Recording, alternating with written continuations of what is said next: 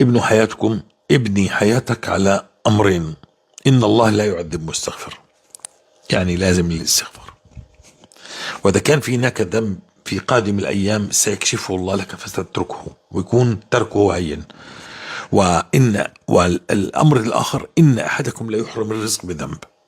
والرزق هو كل شيء جميل في حياتك، كل شيء تبحث عنه في الحياة وهو يجمل حياتك ويجعلها جميلة جدا، هذا رزق.